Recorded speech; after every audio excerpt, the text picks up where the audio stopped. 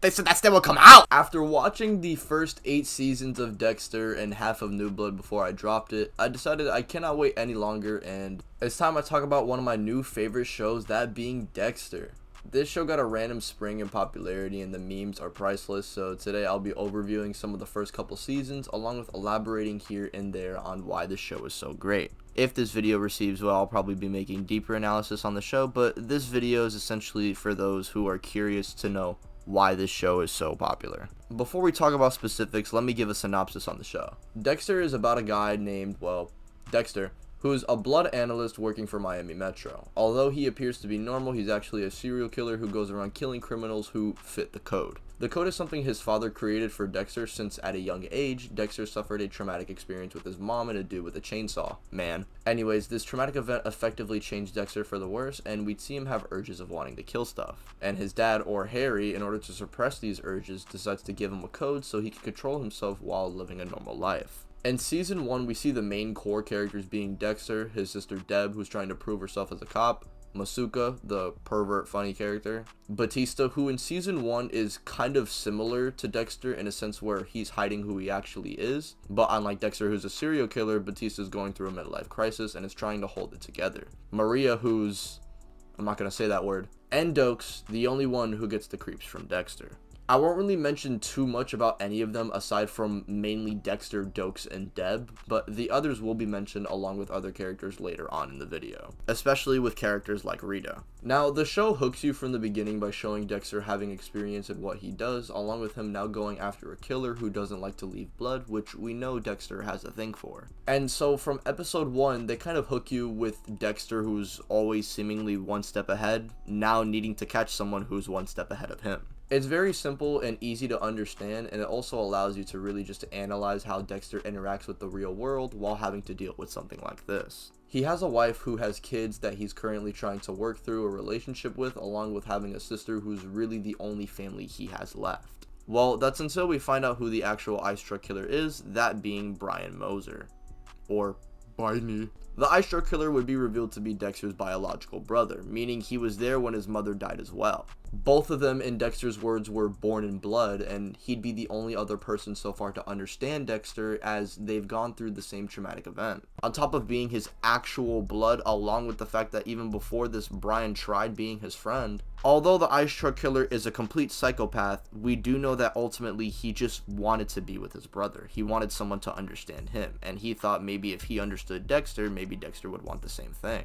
I also like how careful Brian actually is. The only reason Dexter managed to put the pieces together is because he got one lucky conversation with Batista. And everything would get even worse when Deb would end up getting engaged to bro, along with being nearly murdered. And we do see in season 1, and unfortunately in other seasons, that Deb really just wants someone to latch onto. But I feel like it's different with Brian, since not only was he the first one to really deceive her, he literally married her to get closer with her brother and then tried to kill her. Dexter would be forced to kill him, as although Dexter believes he has nothing and tries to convince us that he's empty inside, we know by the end of season 1 the two really closest things that Dexter has to really feeling anything is Deb and Rita.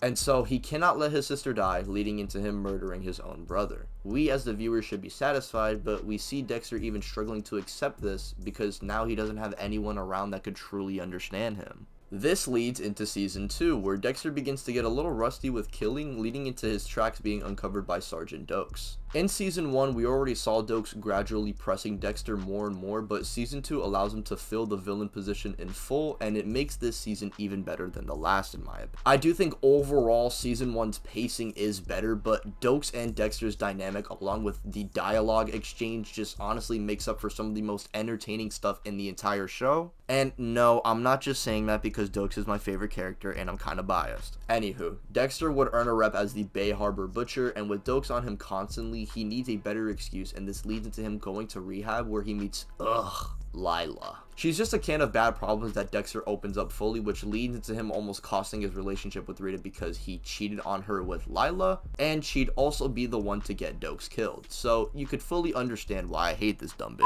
I do like her addition, as she's someone who's rather blinded by the darkness in contrast to Dexter, who's letting it guide him. And it also bounces back to Rita, who's blinded by light and is the one thing that kept Dexter truly human. And I like how they managed to work out their issues because they love each other and are big impacts in each other's lives, and ultimately they are better off together. I'll talk more about their relationship in season 4 for obvious reasons, but let's just continue on with season 2. As Dexter is going through this, Doakes is getting a lot closer and closer, but it leads into him slipping up and almost losing his mind in order to try and be right. Even though he's right, and later on in the seasons he actually ends up being proven right, the fact that Dexter was able to gaslight the entire station because of how insane Doakes was, I really did like this, because Dexter slipping up in the beginning of the season is what got Doakes to get so close in the first place, and then when Doakes got so close, he then slipped up and Dexter took advantage. And we'd even see these two end up working together, and we'd see Doakes have a heart-to-heart moment with Dexter. Doakes up to this point is the only one who truly knows his secret and yet tries to see the best in him. Since episode 1, we knew that Doakes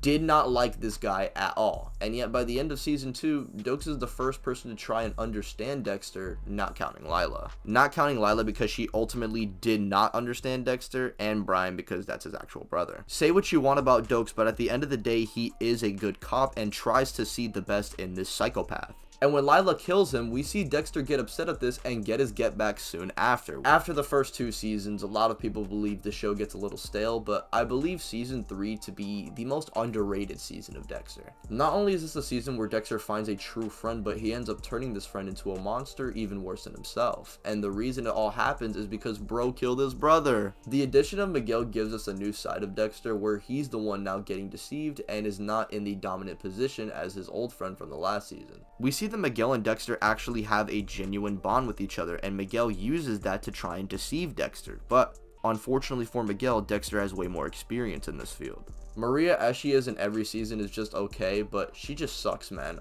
I don't even want to talk about her right now. The addition of Quinn is also fire. I love Quinn from the first few seasons he's on, but unfortunately he does fall off, but we're not here to talk about that yet. For the most part, he just kind of plays off Deb, whose arc with Anton is honestly not the worst thing in the world, but it's just so underwhelming. I will say one thing about this season is that it does kind of feel forgettable, as the only thing that is kept throughout the season here is Quinn, the buildup of Rita and Dexter's relationship, and Miguel. Everything else is just kind of whatever. Like that whole thing with Batista and the hooker cop and that going nowhere either. Like, what was the point of that? And even Miguel feels more so like an afterthought in the grand scheme of things, because he's not really mentioned too much after this, which makes me kind of sad, as he definitely gave us the funniest scene in Dexter. At all, they said that stain would come out. I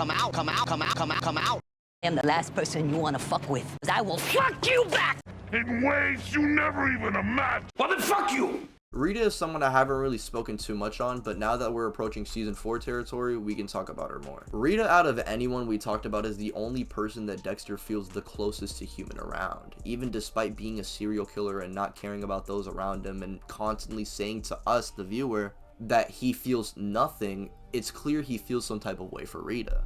In her own way, she was just as damaged as Dexter, and despite that, she was the light that blinded Dexter and really was the answer to leaving this lifestyle behind. Trinity, who ultimately is the one who murders Rita, is supposed to represent what Dexter could become if he keeps going down the way he is, and we see him in this season especially starting to not follow the code. And not only does this delay him from killing Trinity himself, but ultimately it's his own decisions that allow him to kill Rita just in time before his fate was ultimately set, giving us, in my opinion, one of the best plot twists or shocking moments in television. We see throughout the entire episode, it seems like Dexter finally has gotten a hold on Trinity. Rita and the kids are going to Disney World. Everything's all good. But everything goes bad when Dexter goes back to the house and seeing Rita's phone in the house, meaning she must have went back to go and get her ID. We would then hear Dexter's son crying in the bathroom, and Dexter would run in to go and see what's going on, before we'd see the lifeless body of his wife being put in the same position as Trinity's victims. So even after Dexter got the kill, he lost the one thing that truly made him feel human, and it's clear from this point on, he will never be the same. I'm not going to be talking about seasons 5 through 8 just yet. I'm going to be probably doing that in another video. This video is just me yapping about what makes Dexter so good, and honestly, it's really the first 4 seasons. I do think seasons 5 through 8 have good stuff in between it, but most of it kind of sucks, and we'll probably go over that soon.